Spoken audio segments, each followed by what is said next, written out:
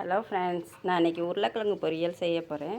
அதுக்கு உருளைக்கிழங்கு அவிச்சு பீஸாக கட் பண்ணி வச்சுருக்கேன் பாருங்கள். அப்படி இதுக்கு தேவையான பொருட்கள்: வெங்காயம் கட் பண்ணியிருக்கேன், ஒரு பச்சை மிளகா, பூண்டு இடித்து வச்சுருக்கேன், ஒரு 3 பூண்டு இடித்து வச்சுருக்கேன், தக்காளி 1 கட் பண்ணியிருக்கேன். இப்போ எப்படி செய்யலான்னு பார்க்கலாம் வாங்க. இப்போ கடாய் வச்சு எண்ணெய் ஊற்றிருக்கேன். இதுக்கு கொஞ்சம் ஆயில் அதிகமாக ஊற்றணும், ஊற்றிக்குங்க. இப்போ ஆயில் சூடானதும் கடுகு,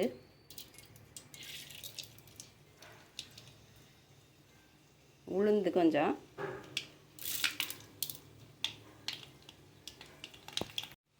கடுகு பொரிஞ்சிருச்சு. இதோட லைட்டாக சீரகம் போட்டுக்குவோம்.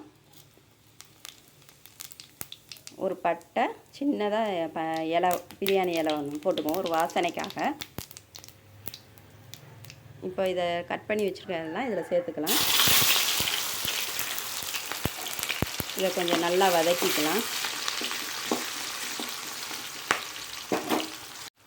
இப்போ இதில் கருவேப்பிலை கொஞ்சம் போட்டுக்கலாம். இது நல்லா வதங்கட்டும். இது வதங்கிருச்சு பாருங்கள். இப்போ இதில் வந்து மிளகாத்தூள் போட்டுக்கலாம். ஒரு ஸ்பூன் மிளகாத்தூள் போட்டுக்கிறேன்.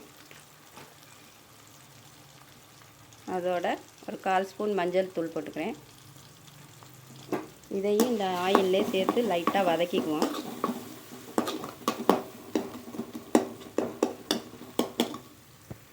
இப்போ பாருங்கள், இந்த மிளகாத்தூள் வந்து போட்டு ஒரு 2 செகண்ட் ஆகிடுச்சு, நல்லா வதங்கிடுச்சு. இப்போ அதோட இந்த உருளைக்கிழங்கை சேர்த்துக்கலாம். இதை நல்லா வதக்கி விடுவோம்.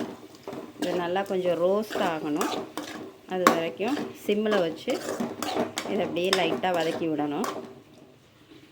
ஒரு 10 செகண்ட் ஆகும். இதுக்கு தேவையான அளவு உப்பு போட்டுக்குவோம்.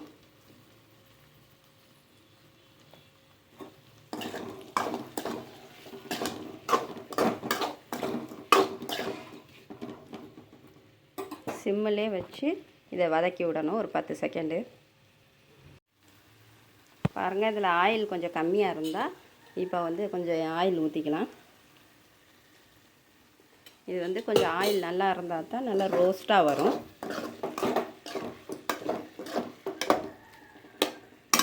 இன்னும் கொஞ்சம் ப்ரௌனாக வரணும்.